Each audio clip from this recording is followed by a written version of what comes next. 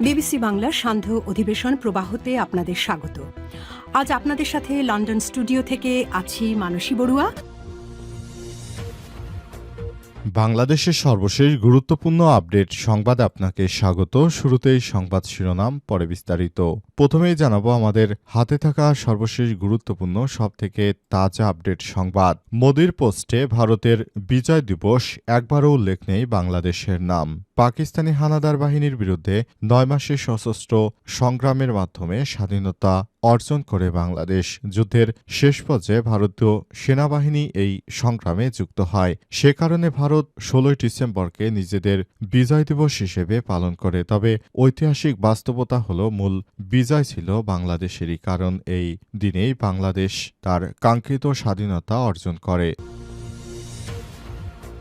এরপর জানাবো, চাকসু ভিপির দিকে তেড়ে গেলেন বিএনপির ছাত্রদল সভাপতি। উত্তপ্ত ক্যাম্পাস।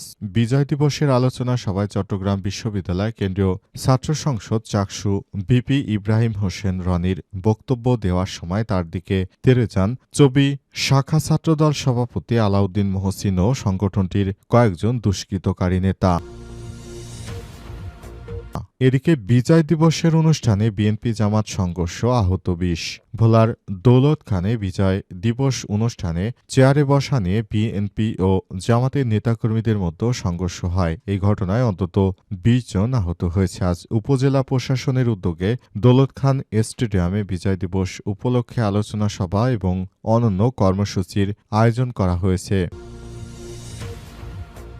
এবারে জানাবো, খালেদা জিয়া ইতিহাসের গুরুত্বপূর্ণ অধ্যায়ের অবিচ্ছেদ্য অংশ বললেন প্রধান উপদেষ্টা। হাসপাতালে চিকিৎসাধীন বিএনপির চেয়ারপারসন খালেদা জিয়াকে দেশের ইতিহাসের গুরুত্বপূর্ণ অধ্যায়ের অবিচ্ছেদ্য অংশ হিসেবে অভিহিত করেছে অন্তর্বর্তীকালীন সরকারের প্রধান উপদেষ্টা অধ্যাপক ড মোহাম্মদ ইউনূস। আজ স্বাধীনতা দিবস উপলক্ষে দেয়া এক ভাষণে তিনি এসব কথা বলেন।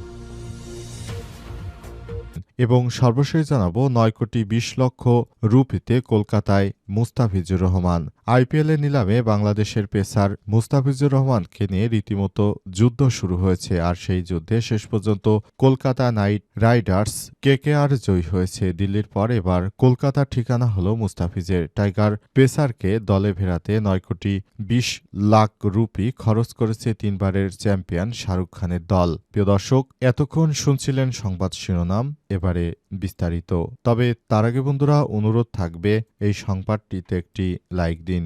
এই চ্যানেলে আপনি নতুন হয়ে থাকলে আমাদের সংবাদটি দেখতে দেখতে চ্যানেলটি সাবস্ক্রাইব করে রাখুন। কমেন্ট করে বন্ধুরা আপনার মূল্যবান মতামত জানিয়ে দিন আপনি বিশ্বের কোন দেশ থেকে বা বাংলাদেশের কোন স্থান থেকে আমাদের সংবাদটি দেখছেন এবং শুনছেন। আর বন্ধুরা, গাজা যুদ্ধে আপনি যদি নিরীহ ফিলিস্তিনিদের ভালোবেসে থাকেন, কমেন্টে ইয়েস লিখে বিশ্ববাসীকে জানিয়ে দিন। সংবাদটি আপনার সোশ্যাল মিডিয়া ফেসবুকে শেয়ার করে দিন। এবারে বিস্তারিত। বন্ধুদেরও দেখার সুযোগ করে দিন। মোদির পোস্টে ভারতের বিজয় দিবস, একবারও উল্লেখ নেই বাংলাদেশের নাম। পাকিস্তানি হানাদার বাহিনীর বিরুদ্ধে 9 মাসের সশস্ত্র সংগ্রামের মাধ্যমে স্বাধীনতা অর্জন করে বাংলাদেশ। যুদ্ধের শেষ পর্যায়ে ভারতীয় সেনাবাহিনী এই সংগ্রামকে যুক্ত করে। এ কারণে ভারত 16 ডিসেম্বরকে নিজেদের বিজয় দিবস হিসেবে পালন করে। তবে ঐতিহাসিক বাস্তবতা হলো মূল বিজয় ছিল বাংলাদেশেরই, কারণ এই দিনই বাংলাদেশ তার কাঙ্ক্ষিত স্বাধীনতা অর্জন করে। বিজয় দিবস উপলক্ষে ভারতের প্রধানমন্ত্রী নরেন্দ্র মোদী আজ মঙ্গলবার 16 ডিসেম্বর ফেসবুকে একটি পোস্ট দিয়েছেন। সেখানে তিনি 1971 সালের 16 ডিসেম্বরকে ভারতের বিজয় দিবস হিসেবে উল্লেখ করলেও পোস্টে বাংলাদেশের কোনো নাম নেই। মোদি তার পোস্টে লিখেছেন, বিজয় দিবসে আমরা আমাদের সেই সাহসী সেনাদের স্মরণ করছি যাদের সাহসিকতা, আত্মত্যাগ 1971 সালে ভারতের ঐতিহাসিক বিজয় অর্জিত হয়েছিল। তাদের দৃঢ় মনোবল ও নিঃস্বার্থ সেবা বাংলাদেশ সেবা আমাদের দেশকে রক্ষা করেছে, আমাদের ইতিহাসে একটি গৌরবান্বিত মুহূর্ত তৈরি করে। এই দিনটি আমাদের সাহসের সম্মানের বলে নিশ্চিত মন্তব্য করেছেন নরেন্দ্র মোদী। তবে সেখানে কোনো বাংলাদেশের নাম নেই। ১৯৭১ সালে যুদ্ধ করল বাংলাদেশের মানুষ পাকিস্তানি হানাদার বাহিনীর বিরুদ্ধে, আর এখন ক্রেডিট নিচ্ছে নরেন্দ্র মোদী। এই পৃথিবীর নিকৃষ্ট এই ভারতের প্রধানমন্ত্রী এমন একটি জঘন্য কর্মকাণ্ড করছেন যেটি বাংলাদেশের জন্য অনেক লজ্জাকর একটি ব্যাপার। এর আগের বছরও একইভাবে তিনি এই বিজয় দিবসের কথা তিনি স্ট্যাটাস দিয়েছিলেন, তখনও তিনি সেখানে বাংলাদেশের কোনো নাম দেননি। চাকসুবিপির দিকে তেড়ে গেলেন বিএনপির ছাত্রদলের সভাপতি। উত্তপ্ত ক্যাম্পাস। বিজয় দিবসের আলোচনা সভায় চট্টগ্রাম বিশ্ববিদ্যালয়ের কেন্দ্রীয় ছাত্র সংসদ চাকসুর ভিপি ইব্রাহিম হোসেন রনির বক্তব্য দেওয়ার সময় তার দিকে তেড়ে যান শাখা ছাত্রদলের সভাপতি আলাউদ্দিন মহসিন এবং সংগঠনটির কয়েকজন নেতাকর্মী। আজ বিশ্ববিদ্যালয়ের জারুলতায় প্রশাসনের আয়োজিত আলোচনা সভায় এমন ঘটনা ঘটে। এ বিষয়ে জানতে চাইলে চাকসু ভিপি ইব্রাহিম হোসেন রনি বলেন, যাদের ক্যাম্পাসে বহিরাগত নিয়ে আসার সংস্কৃতি আছে তারা হট্টগোল করবেই, তবে আমরা সকল ছাত্র সংগঠনের নেতাদের কাছ থেকে দায়িত্বশীল আচরণ প্রত্যাশা করছি। শাখা ছাত্রদলের সভাপতি আলাউদ্দিন মহসিন বলেন, গতকাল সোমবার একটি মীমাংসিত ইস্যুকে তিনি আবারও উদ্দেশ্যমূলকভাবে সামনে এনেছেন। কয়েকজন ছাত্র প্রতিনিধি হয়ে তিনি স্বাধীনতা বিরোধীদের পক্ষ নিয়ে যে উস্কানিমূলক বক্তব্য দিয়েছেন, এতে করে ছাত্রদলের নেতাকর্মীরা উত্তেজিত হয়ে পড়ে। এর আগে রোববার বুদ্ধিজীবী দিবস উপলক্ষে আয়োজিত আলোচনা সভায় বুদ্ধিজীবী হত্যাকাণ্ড নিয়ে মন্তব্যের জেরে সমালোচনার মুখে পড়েন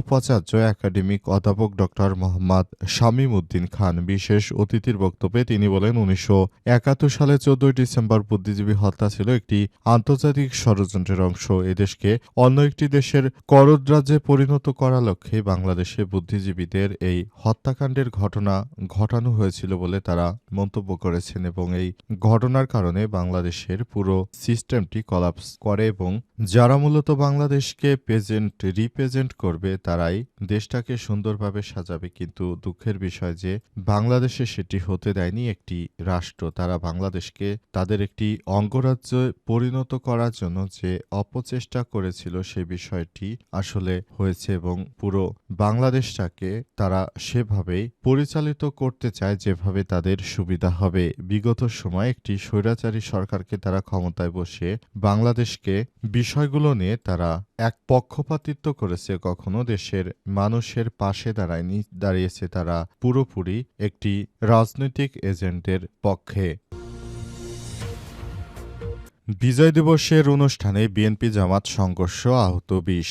ভোলার দৌলতখানে বিজয় দিবসের অনুষ্ঠানে চেয়ারে বসানে বিএনপি জামাতের নেতাকর্মীদের মতো দফায় দফায় সংঘর্ষের ঘটনা ঘটে। এই ঘটনায় অন্তত ২০ জন আহত হয়েছে। আজ উপজেলার প্রশাসনের উদ্যোগে দৌলত খান স্টেডিয়ামের বিজয় দিবস উপলক্ষে আলোচনা সভা এবং অন্যান্য কর্মসূচির আয়োজন করা হয়। এদিকে আহতদের মতো ১৫ জনই জামাত ইসলামের বলে দাবি করেছে সংগঠনটি। তাদের মতো সৈয়দপুর ইউনিয়ন জামাতের মাওলানা শহীদুল ইসলাম, আবু তালহা, মোহাম্মদ হুসাইন, মোহাম্মদ শাহরুখ হোসেন, মোহাম্মদ সারোয়ার আলম, মোহাম্মদ আমজাদ হোসেন, মোহাম্মদ তানভীর হাসপাতালে ভর্তি। প্রত্যক্ষদর্শীরা জানিয়েছেন, বিজয় দিবস অনুষ্ঠানে জামাতের আমির সেক্রেটারি সহ নেতারা আগে এসে আসন গ্রহণ করেন। পৌর বিএনপির যুগ্ম সাধারণ সম্পাদক জাকির হোসেন বাবুল, ভবানীপুর ইউনিয়ন বিএনপির সভাপতি স্বপন, উপজেলা যুবদলের যুগ্ম আহ্বায়ক জহিরুল ইসলামের নেতৃত্বে বিএনপির নেতাকর্মীরা এসে